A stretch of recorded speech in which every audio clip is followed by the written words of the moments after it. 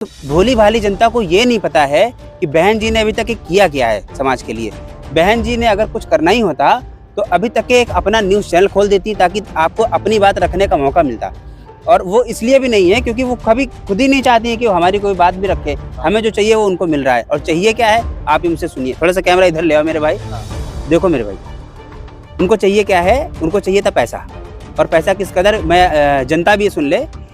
जो कहते हैं ना कि बहन जी ने अपने गांव जहां पर वो थी बादलपुर में बादलपुर की हकीकत ये है कि 120 बीघा की जमीन उन्होंने हथियाई हुई है, वो भी अपने ही गांव के लोगों की।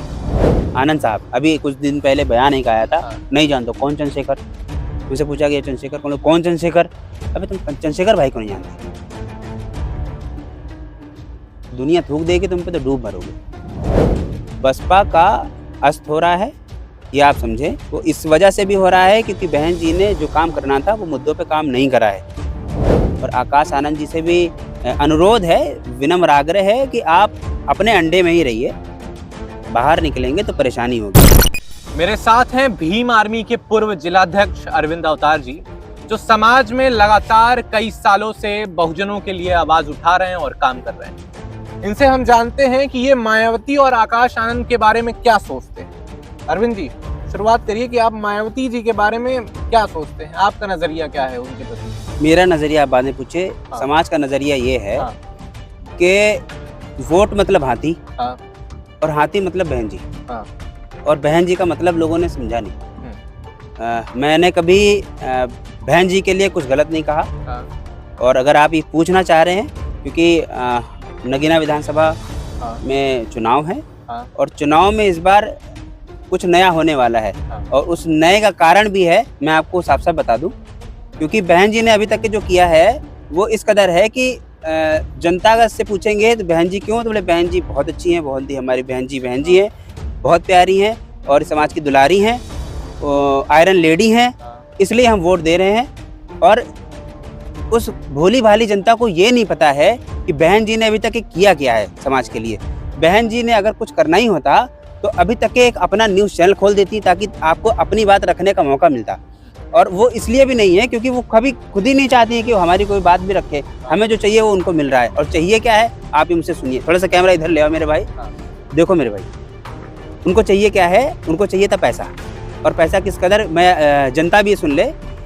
जो कहते हैं ना कि बहन जी ने अपने गाँव जहाँ पर वो थी बादलपुर की हकीकत ये है कि 120 बीघा की जमीन उन्होंने हथियाई हुई है, वो भी अपने ही गांव के लोगों की। हथियाने के बाद में हालांकि पैसे दिए हैं, ठीक है। हथियाने के बाद में 120 बीघा कितने की मिली होगी आपको पता है? उसमें महल खड़ा हुआ है। और महल में रहता कौन है? कोई नहीं रहता। कभी आती है साल 6 महीने में एक दिन के लिए।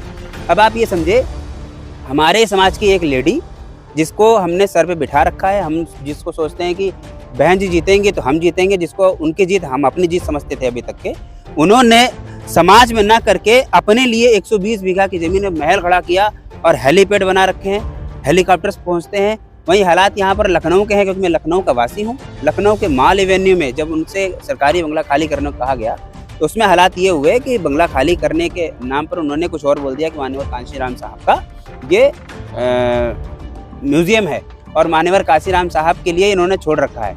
तो ये अपने लिए उन्होंने मान्यवर कांशीराम साहब का नाम ले लिया। और आपको हकीकत बताऊं मैं, मान्यवर कांशीराम साहब का घर देख लीजिए जाके, आप रो पड़ेंगे, आपके आंसू नहीं रुकेंगे। हालात ये हैं वहाँ के, आप नेट पे खोल के देख लीजिएगा। उनका घर ऐसा है जिस समय पहले था वैसे ही आज भी है। तो अगर आप उनको मानती हैं, ये आपके वो गुरु रहे हैं, उन्होंने बनाया है, पूरा समाज जानता है कि बहन जी को बनाने वाले मान्यवर कांशीराम साहब हैं। लेकिन क्या आपने कभी उधर देखने की कोशिश करी? कभी आप उनसे मिलने, उनके परिवार से मिलने की कोशिश करी? और हालात ये हुए कि आप उनके परिवार से ही आप नाराज़ हैं, आप उनके परिवार से ही अलग हैं, आप कभी वहाँ जा नहीं रही हैं। तो हम कैसे मान लें कि आप बहुजन विचारधारा पे हैं या मान्यवर कांशीराम साहब की विचारधारा पे काम कर रही हैं? आप सिर्फ और सिर्फ पैसे के दम पे जा रही हैं। आप यहाँ पर लखनऊ माल एवेन्यू में भी आपने लगभग 200 करोड़ समझते हैं कितनी डिजिट्स होती हैं? ये बहुजन समाज जानता है 200 करोड़ क्या होता है? 200 करोड़ में उन्होंने अपना बंगला बनाया हुआ है ऐशो आराम के लिए। और कहती क्या है? ये हमारे बहुजन समाज ने गिफ्ट किया है। 200 करोड़ रुपए हमारे बहुजन समाज ने गिफ्ट किया है। भाई, हमारे वहाँ जो बहुजन समाज के लोग हैं ना, उनके घर में खाने को आपने पूछा है? घर में पढ़ाने के पैसे नहीं है। आपने उधर कोई बात करी है? 200 करोड़ का बंगला, गेट पता है, गेट जो बनाया हुआ है माल एवेन्यू में, जो इन्होंने महल तक खड़ा किया है अपने लिए, अपनी सुख सुविधाओं के लिए, गेट 1 करोड़ रुपए का है। एक मतलब 2 गेट हैं, 1-1 करोड़ के गेट। 1-1 करोड़ में कितने जीरो आती? बहुजन समाज से पूछिएगा, क्या वो कभी 1 करोड़ देखा है? बहुजन समाज जो लोग वोट देने जाते हैं हाथी के नाम पर, बोले हाथी तो हाथी, बहन जी तो बहन जी, वोट दे देंगे बहन जी पे। 1-1 करोड़ के गेट, हेलीपैड बना हुआ है। ये पैसा कहाँ से आया है? ये पैसा क्या उनकी कमाई का है या फिर राजनीति में उनकी सैलरी का है? ये पैसा हमारे आपके बहुजनों का ही है, जिसको कह दिया गया गिफ्ट। और गिफ्ट भी किस लिए होता है? गिफ्ट अगर हमको मिलता है ना गिफ्ट, मैं भी बहुजन समाज में काम करता हूँ, तो ऐसा नहीं है कि लोग नहीं देते। हमारे साथी लोग का कहीं हमें जाना है, कहीं एट्रोसिटी में पहुँच रहे हैं, तो गाड़ी तेल का खर्चा होता है। हमारे साथी लोग 10, 20, 50, 100 मिलाकर वहाँ पर पहुँचते हैं और वो उसको अपने समाज के लिए लगाते हैं। और अगर गिफ्ट किया बहन जी को बहुजन समाज ने, तो वो कहाँ लगाया? अपने घर में लगाया है। और घर की आलीशानियत देखिएगा जाके, आप दंग रह जाएंगे। आपने सपने में भी नहीं सोचा होगा इतना बड़ा महल। मैं ये नहीं कह रहा हूँ कि महल नहीं होना चाहिए, हमारे समाज की लेडी है, ठीक है, होना चाहिए, लेकिन क्या आपने उनकी तरफ कभी देखा? बहुजन समाज के लोग जहाँ पर जो बच्चे हैं, जो भूखे रह जाते हैं कभी कभी, जो पढ़ने नहीं जा पा रहे हैं, उनकी तरफ देखा कि उनके लिए कुछ करना चाहिए? नहीं करना चाहिए। आपको महल की चाहिए। और रही बात उनके खानदान की, आप सुनिए खानदान की बात। आनंद साहब अभी कुछ दिन पहले बयान एक आया था, नहीं जानते कौन चंद्रशेखर? मुझसे पूछा गया चंद्रशेखर कौन चंद्रशेखर? अबे तुम चंद्रशेखर भाई को नहीं जानते? दुनिया थूक देगी तुम पे तो डूब मरोगे। हालात ये हैं। तुम्हारी बात बता दें अगर, आनंद जी, उनके जो भाई हैं, इनके जो पिताजी आकाश आनंद जी के पिताजी, 2007 में एक सर्वे हुआ था। 2007 में उनकी संपत्ति का सर्वे हुआ था, उनकी टोटल संपत्ति, उसके पहले भी जो कुछ करा होगा मुझे नहीं पता। 2007 में संपत्ति का विवरण था 1.7 करोड़। सुन लें, 1.7 करोड़ था 2007 में। बहन जी की सरकार थी 2014 में, वो संपत्ति 1613 करोड़ रुपए की हुई है। 1613 करोड़ मतलब समझ रहे हैं आप? 4-5 सालों में इतने करोड़ रुपए आपने कमा लिए। ये कहाँ से, कौन सी खेती कर रहे थे भाई? खेती किसानी कर रहे थे। ये बहुजन समाज के लोग हैं, बहुजन समाज को ठगने का काम कर रहे हैं। हम अगर ठीक है, बहन जी अपने नाम नहीं कर रही हैं, अपने सगे संबंधियों का नाम कर रही हैं। 59 कंपनियां, 59 कंपनियां बनाई। किसने बनाई? आनंद जी ने, बहन जी के भाई ने। अपने दम पे बनाई क्या? नहीं बनाई ना। 59 एक कंपनी ने बनाई कभी बाहर अपने बहुजन समाज के लिए? 59 कंपनियां बनाई, जिसमें लगभग 13-14 कंपनी वो खुद मैनेजिंग डायरेक्टर हैं, खुद उनकी वाइफ डायरेक्टर हैं। मसूरी में बहुत बड़ा आलीशान कॉर्पोरेट होटल है। ये सब कहाँ से आ रहा है भैया? ये आ रहा है बहुजन समाज से। हर उस जेब से आ रहा है जो मेहनत मजदूरी करके 200-500 कमाता है, और बहन जी के नाम पर जो उनके कार्यकर्ता हैं चंदा वसूल कर 10, 20, 50, 100, 200, और यहाँ तक कि ये पूरा समाज जानता है, जब वोट्स की बारी आती है, जब चुनाव की बारी आती है, तो किस कदर बहुजन समाज को लूटा जाता है। अगर कोई बंदा काम करने लायक है, जिसके पास वोट्स हैं, उससे उनको कोई लेना देना नहीं। वो बोलती कि ऐसा है, जिसके पास पैसा है वो यहाँ पर गद्दी पे आएगा, नहीं तो नहीं आएगा।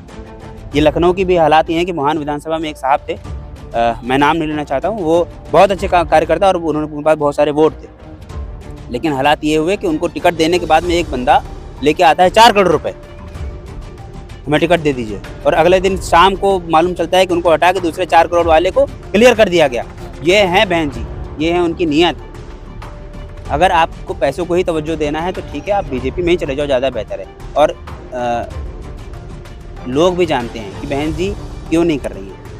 बहन जी सपोर्ट इसलिए नहीं कर रही हैं, चंद्रशेखर भाई को सपोर्ट इसलिए नहीं कर रही हैं क्योंकि वो जानती हैं कि उन्होंने जो पीछे हमारे अपने भाइयों को जो संपत्ति दे रखी है, जो साम्राज्य बना रखा है, ये वो साम्राज्य, देखिए बहन जी ने साम्राज्य इतना भयंकर बना रखा है, जबकि वो खुद तथागत बुद्ध से प्रेरित होती हैं।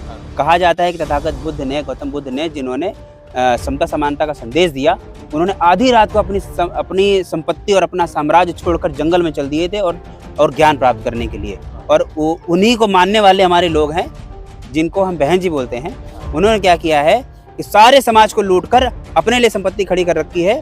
कहीं 200 करोड़, कहीं 500 करोड़ में, ये 1, 2, 3 जगह की बात ही कर रहे हैं, उदाहरण है सिर्फ। अगर आप तय में चले जाएंगे तो ऐसे कम से कम सैकड़ों जगह मिल जाएंगे, आपको सैकड़ों बंगले मिलेंगे, जहाँ पर आपको 200 करोड़, 500 करोड़ की ज़मीन है, और वो हथियाई हुई है, वो बहुजन समाज की।